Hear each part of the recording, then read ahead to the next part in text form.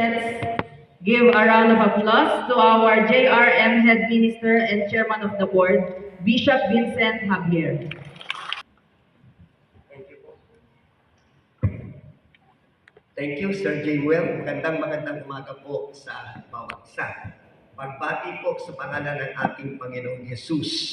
Praise the Lord na siyang napakabuti, nagregalo ng koleyong ito para sa ating lahat. At ngayon po ay inaani natin ang bunga ng kabutihan at katapatan ng Diyos. For that, we're so grateful. Praise God. To God be all the glory. Everything is being dedicated to His highest glory and to His highest honor. Praise God. Magandang umaga po muli sa bawat isa. Ganyan din po sa lahat ng ating mga minamahal na mga magulang at mga guardians na naririto. Of course, hindi magiging posible at matagumpay ang narating ng ating mga minamahal na mga anak kung saan sila naroon sa oras na ito, kundi lang din po sa ating mga pagpapagal at mga sakripisyo. That is very much consistent po with the teachings of the Scripture. Ang sabi ng Panginoon sa kanyang salita sa aklat ng mga awit 127, si Haring Solomon po ang nangungusap, pinakamatalino at pinakamayamang tao na nabuhay sa mundo.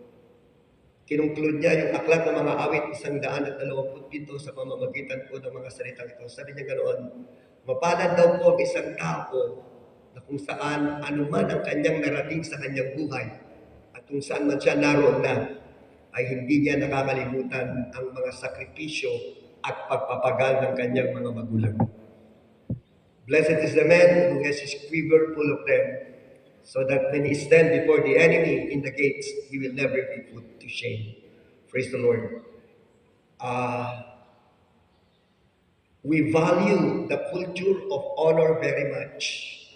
Ganun na lamang po namin paano pinapahalagahan sa koleyong ito yung pong kultura ng paggalang at pagbibigay ng mataas na uri ng antas ng paggalang sa Diyos, sa ating mga magulang sa ikainuulan, simply because honor releases life. Ang paggalang ko ay nagbubunga at nagdudulot ito ng pagpapala.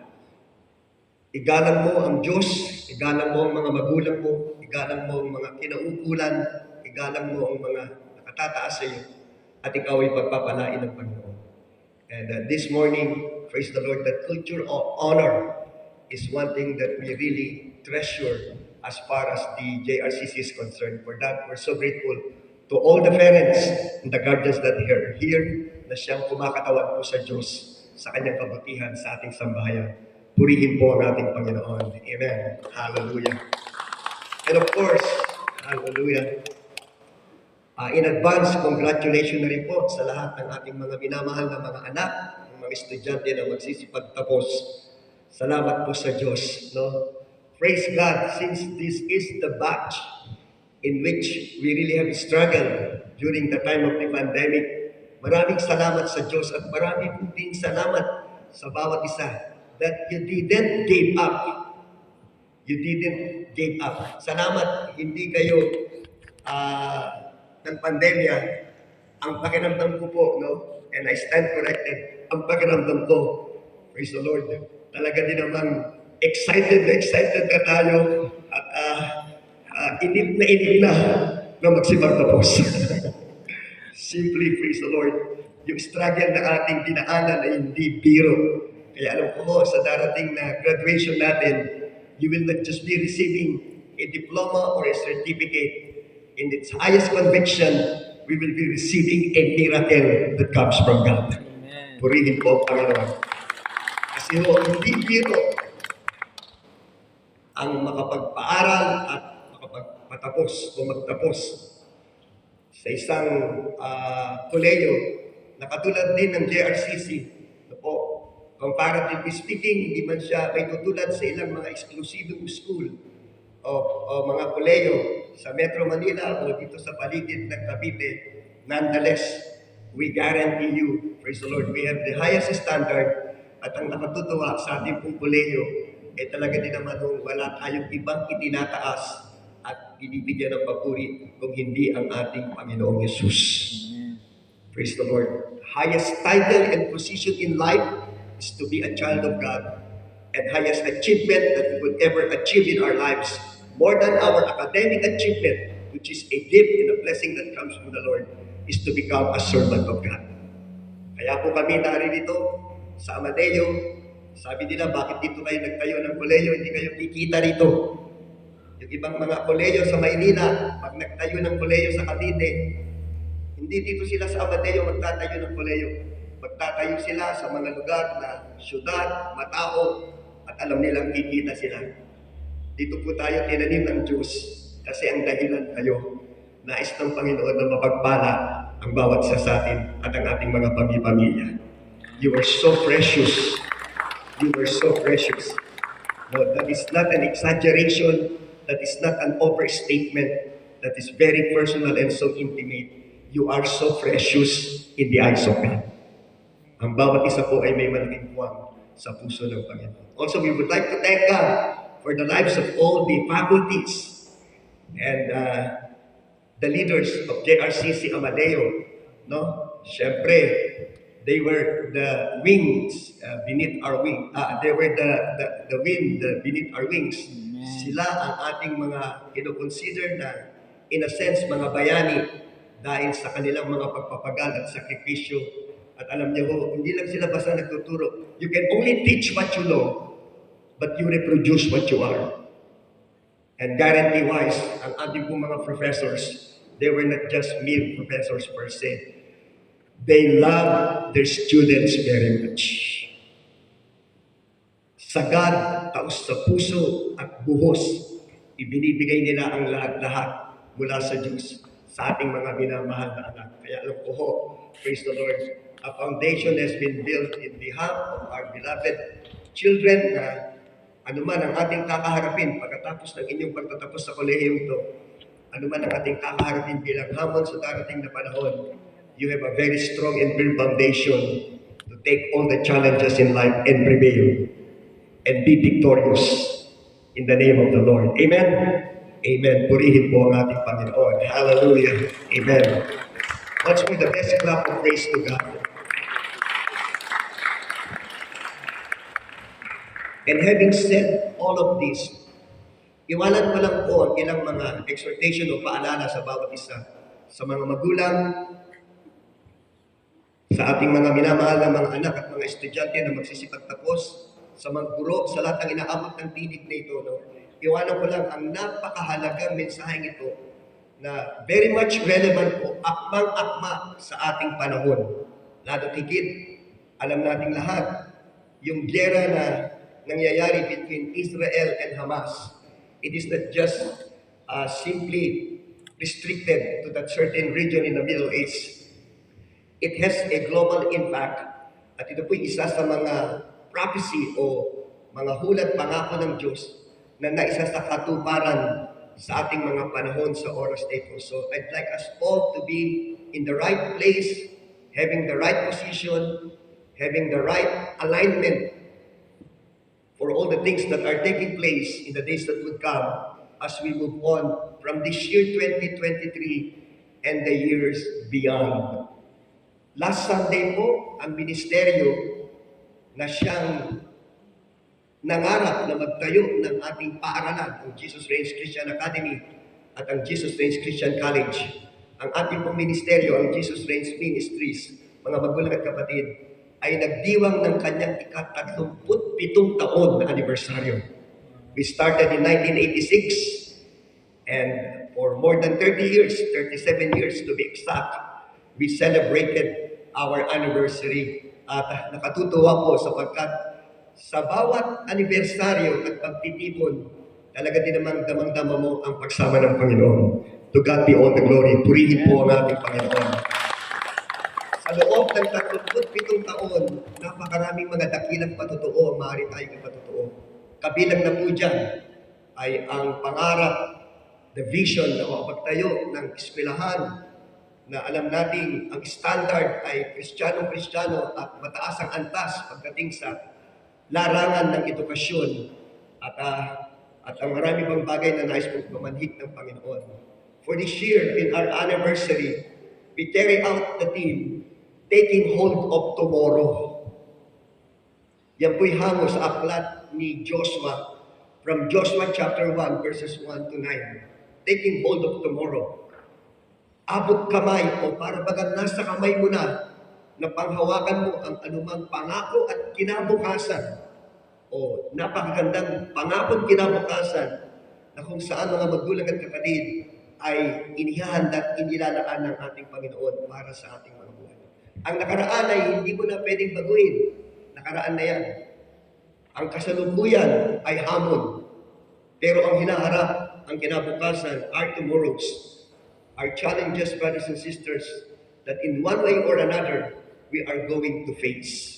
Para po sa mga Israelita, sa pinaka-konteksto at pinaka-katawan ng paksang iyon in the book of Joshua, ang kanila pong kinabukasan ay walang iba kung hindi ang pagkakatawan ng lupang pangako na ipinangako ng Diyos para po sa kanila. Galing sila sa Ehipto at sa loob ng maraming taon sila po'y naging mga alipin. Inilabas sila ng Diyos sa pamamagitan ng kanyang makapangyarihang kamay, sa pamamagitan ng kanyang leader na si Moses. Ang lahat ng mga tao o yung henerasyon na lumabas sa Ehipto kabilang si Moses, maliban kay Joshua at kay Caleb at ang kanyang pamilya, lahat sila namatay na sa ilang na lugar sa disyerto habang naglalakbay sa loob ng 40 taon.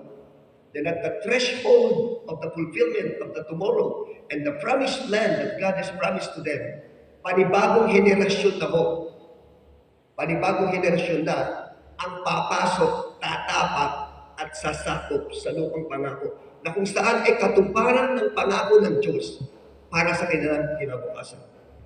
Ang orihinal na lamang nakasama na lumabas sa Ehipto ay walang iba kundi si Joshua at si Caleb at ang kanilang mga pamilya.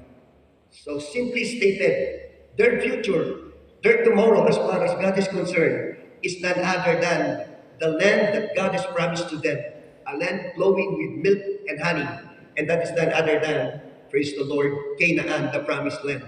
Ang bansang Israel, kung saan siya naroon sa oras nito, na hanggang sa mga oras at pagkakataon po ito, ay dumaranas ng giyera at pagtatalo sapagkat halos lahat ng kanyang kapitbahay ay pawang mga kalaban niya. You know, they have already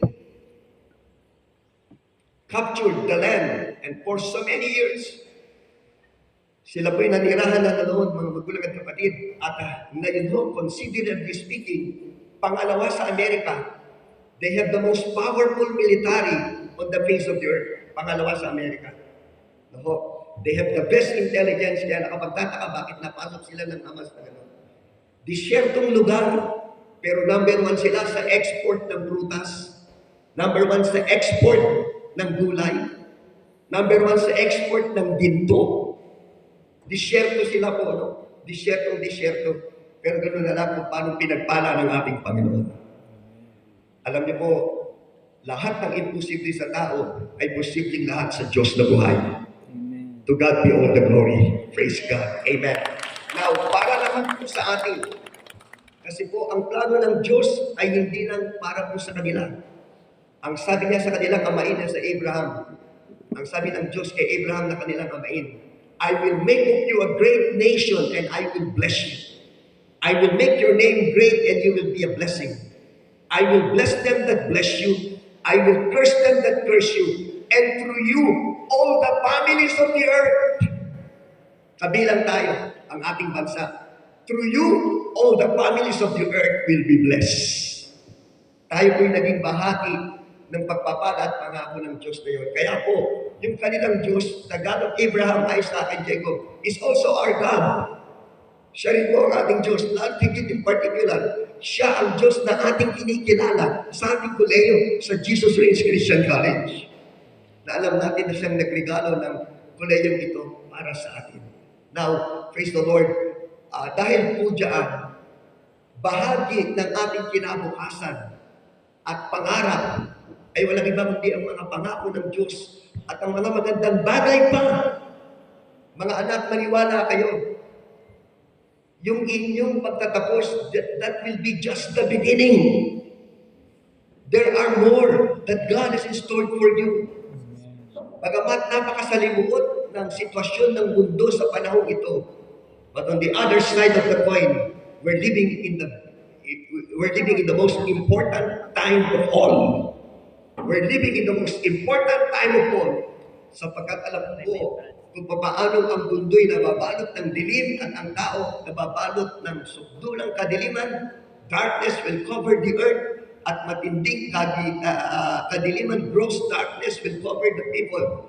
Sa kalagitnaan ng lahat ng mga bagay nito, mas lalo't higit ay pakikita ng Diyos ang kanyang pag-ibig at ang kanyang kapangyarihan para makilala ng mga tao na sa kabila ng lahat, may totoong Diyos na naghahari sa lahat. Purihin po ang ating Panginoon. So very strategic ang ating panahon ito at ang aking pong paniniwala, this is my conviction, itong henerasyon na ito, ang ating henerasyon, ang aabutan ng pangalawang pagbabalik ng ating Panginoong Hesus. Para po sa mga Israelita, it is a wake-up call. Para po sa mga hindi mananampalataya, because the Lord said, judgment begins at the house of God. And if the house of God is being judged, what will be the end of those who don't believe in God? Kung mismo yung mga anak ng Diyos dumaraan sa mga pagsubok at kabulumihanan sa kanilang mga buhay, ano pa ang kahihinatnan at pwedeng mangyari sa mga hindi naniniwala at walang takot sa Diyos? Sinabi po ng banal na kasulatan sa huling araw, ang mga mabubuti mas magpapakabuti pa. Pero ang mga masasama, mas lalo tigit na magiging masama pa. Kaya may mga terorista, may Hamas, na di Hamas, na kung pumatay ng mga bata at mga tao, ay ganun na lamang. May mga pinuno ng bansa, katulad ho ng Ukraine, napakagandang bansa ng Ukraine. Pero dahil sa kaisipan lang ng isang tao, ngayon yung Ukraine, ano mo yung para bagang no man's land, ghost town. So makikita ninyo, ang mabuti, mas magpapakabuti sa huling araw, yan po ang sabi ng banal na kasulatan sa aklat ng papahayag. At yung mga masama, magpapakasama pa. The systems of the world will go from bad to worse, regardless of the advancement of technology and all the information that we have. About a few months ago, ako po at yung aking anak, yung principal ng JRK, ay nasa Amerika po. We visited once again NASA doon po sa Houston, Texas. At napakarami na ng pagbabago ngayon sa teknolohiya at sa lahat ng pagtulad ng tao when it comes, brothers and sisters, to the digital world. Almost everyone there are using artificial intelligence at this moment in time. So makikita po natin, in the years ahead, talaga din namang parang ang tao, robot na lamang yan. Now, given all these things, ito po'y hamon sa mga kinabukasan at pangarap na ang Diyos meron tayo. At ngayon po, iwanan ko lang ang ilang mga bagay na mahalagang ito nang sa ganon alam natin kung paano kumaharap doon sa mga bagay na kung sa atin ay kakaharapin sa mga darating na panahon.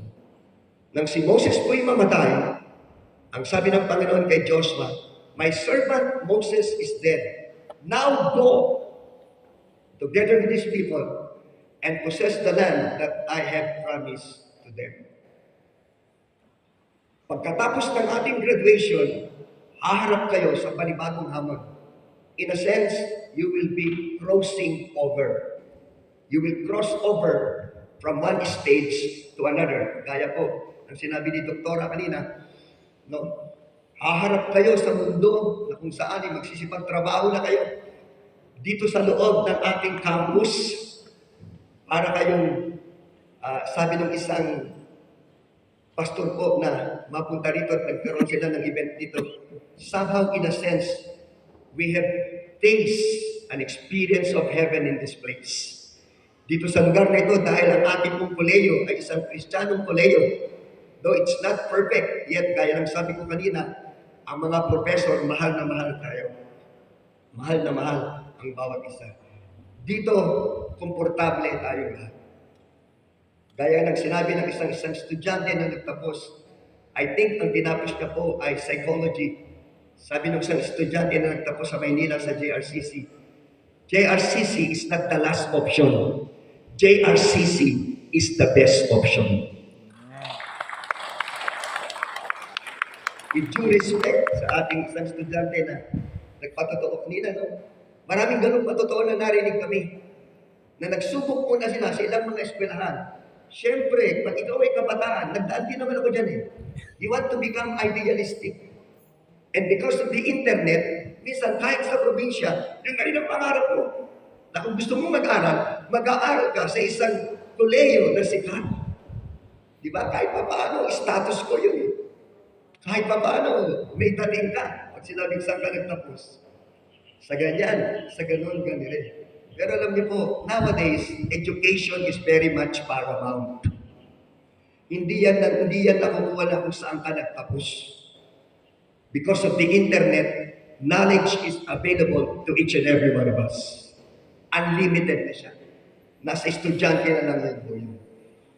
Kaya para sa kanya, considering everything, sabi niya ganoon, JRCC is not the last option. JRCC is the best option. And we agree. We agree. Purihin po ang ating Panginoon. Hindi dahil nasa isang bakuran tayo. Yung isang estudyante na nagtapos ng education din, isa lang po siyang kasambahay. Inutusan lang ng amo na bumili ng sabon. Sa tindahan, nakausap yung isang professor natin. Hindi kaya na mag-aral. Tumugon. At sa loob ng 4 na taon, sinikap niyang mag-aral. Yung oras na ipapasok niya sa eskwelahan, pag uwi sa bahay, ay pupunuan niya. Kung 4 na oras siya sa loob ng koleyo, pag uwi, yung 4 na oras na nawala, pupunuan niya. Kaya kung matulog daw siya po minsan, ay madaling araw na. Kasi kailangan niya pang punuan yung mga oras na ginugol niya sa koleyo. But determined to finish the course by the grace of God, she had made it. And during one of our baccalaureate service, when she testified, we were all in tears. Wala po yatang tao na hindi tumulo ang luha without any exaggeration. And then she concluded her testimony by saying this, and I quote, sabi niya ganoon, "The Jesus Reigns Christian College has given me a new version of who I am." The Jesus Reigns Christian College has given me a new version of who I am. Kasi po dati-dati ang hawak ko lang ay basahan, daspan, at walis. Ako'y mag-aral sa JRCC, nagsimula na ako humawak ng papel at lapis. At bukas sabi niya, hahawakan ko na ang aking diploma. Murihin po ang Panginoon. It has given me a new version of who I am. Mula sa isang pagiging kasambahay, siya ay isang professional na ngayon.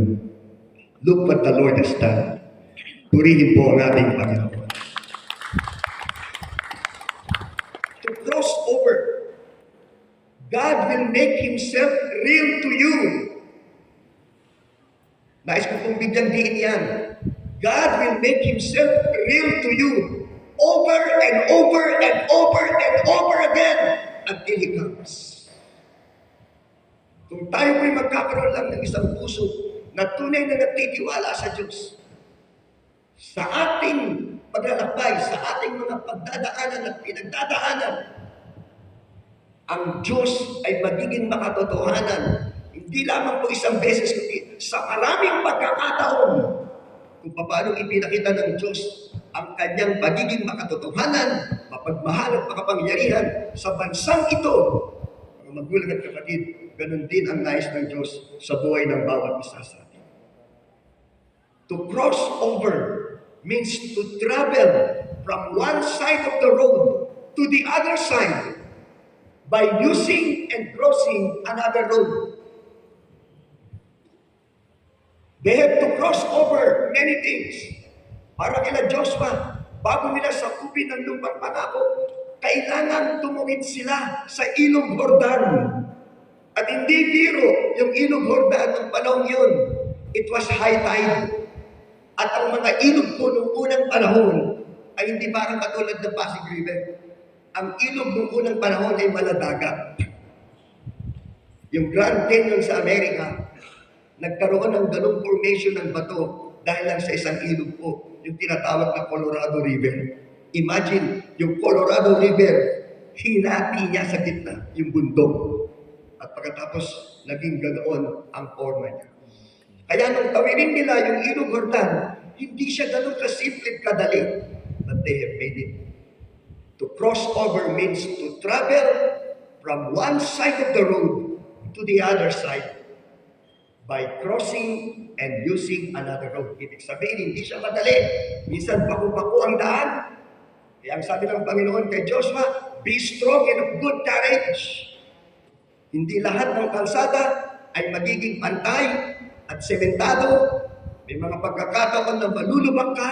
May mga pagkakataon darating ka sa isang intersection o kung tawagin ay sangandaan. Ng mga anak, makinig kayong mabuti. There would be many intersections that you're going to face when you go to the other side of the road. Pagkatapos ng inyong pagtatapos. Pagkatapos ng inyong pagtatapos. Iba ang kalakaran sa mundong ito. It's a time of intense pleasure or a time of an intense devotion. But nonetheless, the promise is there. God would like you to possess. God would like you to possess what really belongs to you. Huwag kayong papayag na yung magandang kinabukasan na inilalaan ng Diyos para sa inyo ay hindi maisakatuparan. Huwag kayong may insecure sa iba kung hindi nyo ba kaya makapagkape sa Starbucks. Total, marami namang kapehan na mas masasarap at maganda sa Amadeo. Kasi ngayon, bang labanan, lalo na sa Facebook, di sabi insecure kayo. Si ganyan, nandun, nandyan, nandun. Ngayon, pati pagkain na kinakain, pinupost. This generation is the most overfed generation. Halos lahat isusubo sa iyo. Pero tandaan po natin, you validate your feelings, but you act on your values. You act on your values. The value that the Jesus Reigns Christian College has established on your behalf. Yung mga value na magkaroon ng takot sa Diyos, yan po ay hindi nalilimitan. It's not temporary. The values that we teach you here are eternal. At panalo ka dyan, hindi ka sasablay o madidiskarel. Because when you act on your values, God will be with you. Sasamahan tayo ng Panginoon. Amen? Amen. Purihin po ang ating Panginoon. So, possess what really belongs to you as you take hold of tomorrow. There is more. Pagkatapos na yung iba makakuha ng left board exam, marami pa. Malaki pa ang potential na inilalaan ng Diyos sa ating kinabukasan. Pangalawa, gaya ng sabi ko kanina, when you cross over, you will be crossing the enemy lines.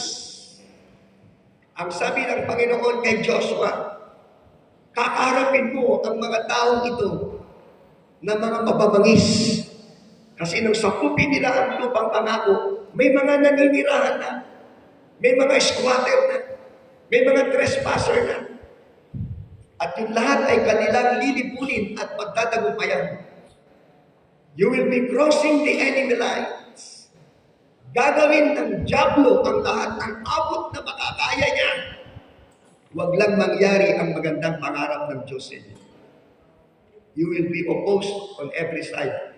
Lalo na sa panahon ito, ang mundo ay may napakaraming inaalok para sa atin nang sa ganoon mahiwalay ang ating pong paningin sa Diyos na buhay. Nonetheless, hindi mo na kinakailangan pang kumuha ng kahit sinong padrino. Ang pangako ng Diyos kay Joshua, as I was with Moses, I will be with you. And thank God that God is the Lord. He never changes. Jesus Christ is the same yesterday, today, and forever. God with us, Emmanuel. Purihin po ang ating Panginoon. Hello.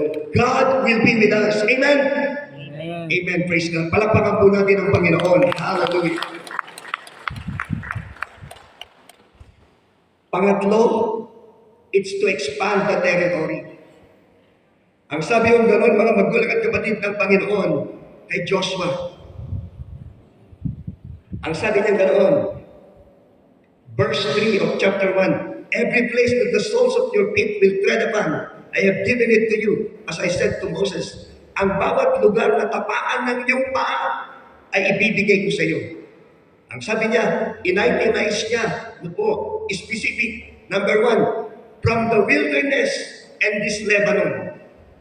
Una, from the wilderness and this Lebanon, as far as the great river, the river Euphrates, pangalawa, and all the lands of the Hittites, mga lupa na sakop ng kaaway, and to the great sea, the Mediterranean Sea, towards the going down of the sun will be your territory. Imagine, 4 na teritoryo po, pinasakop ng Diyos lahat sa Kanya.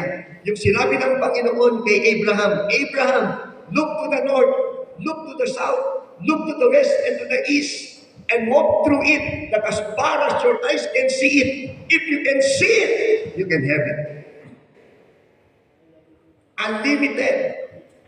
Para kay Joshua, ang sabing ganoon, mas lalo higit na palalawakin ko pa ang nasasakupan. Yung inyong pong course na pagtatapusan, it's just the beginning. Huwag ninyong limitahan ang sarili ninyo. Unless otherwise. After this, kung kinakailangan man mag-masteral, go on to a higher level of education.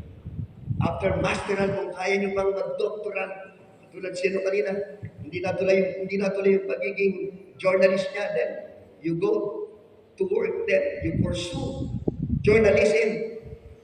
Kasi kahit pa paano, nakapagtapos ka na ng isang degree, ng isang course, you can go on. Ang potential nyo po ay unlimited. Kaya, yun ang paalala ng Diyos sa atin as you take hold of your tomorrow. To possess what really belongs to you.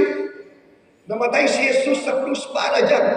And because Jesus died on the cross, everything po has already been fulfilled and complete and finished.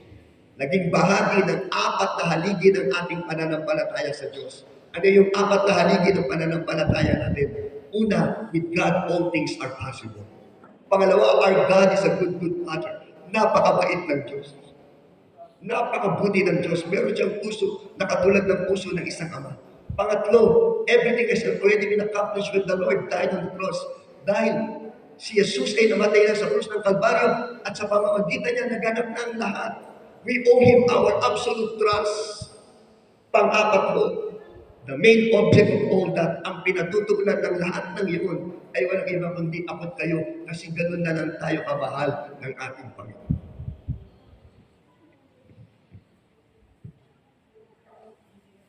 Possess what really belongs to you. You will cross the enemy lines, but do not be afraid. God will be with us. Expand our territory, and last but not the least, to become a blessing. Narito po ang aming minamahal na may bahay. Narito rin ang aming panganay na anak, si Joy, na isa pong doktora. Alam nilang lahat, ang motivation naming mag-asawa sa aming pong mga anak ay ito. Mag-aral kayong mabuti dahil marami kayong tutulungan. Given na pag nag-aral kang mabuti, nakapagtapos ka, may maganda kang posisyon, ikaw mamimili ng sweldo mo. Hindi ka tulad pag hindi ka nakapagtapos. Kung ano na lang trabaho. Ang gusto mong pasukin, kumita lang. Tatanggapin mo lang. Pero pag tapos ka, kahit pa paano makakapamili. Pero lahat mo na yun ay given na. Ang motivation namin sa kanila, mag-aral kayong mabuti kasi marami kayong tutulungan. Una ang kabayo sa karitela. Because if that is your motivation, everything will fall into its proper place. Hindi kakalimutan ng Diyos ang ating mga pangangailangan. Seek ye first the kingdom of God and His righteousness, and all things will be added to us. Of course, you are now called professional because you have already achieved something. Nonetheless, what I'm saying is that there is more. There is more for you. There is more for each and every one of us. Isa hong matotoo, just recently yung aming bunsong anak ay nakapasa na rin po sa nakaraang CPA board exam. Praise God, purihin po ang ating Panginoon. Yung aming pinakabunsong anak na babae ay pumasa na rin po sa kanyang CPA board exam. So, we're so grateful before God. We value education very much. Ganun na lang ang pagpapahalaga namin sa edukasyon. Bakit po? Kasi practically speaking, alam nating lahat, ito ang sagot sa kahirapan ng tao. Si Sister Ligaya po, na siyang may idea ng lahat ng ito patungkol sa ating eskwelahan sa JR at JRCC. Ang kanyang filosofiya ay isa lang. Sa bawat isang pamilya, isa lang ang mapagtapos ng kulit. It's already a great achievement. Little is much when God is in it. Mula sa pagbibigay ng ubas na libre hanggang sa pagbibigay ng pag-aaral na libre, scholarship program. Lahat po ng iyon ay pinarangalan ng ating Panginoon. So, bottom line, God has invested upon you. We invested upon you. Your families and parents invested upon you. So, build your future for the glory of the Lord. Huwag niyong hayaan masayang yan. Be a blessing. Kasi yun po yung destiny natin sa Panginoon. Ang sabi ng Panginoon kay Abraham, through you, all the families of the earth will be blessed. As you become a blessing, hindi kakalimutan ng Diyos ang ating pangangailangan. God will take care of you because you take care of His people. Amen? Once again, congratulations po sa bawat isa. God bless us, Lord.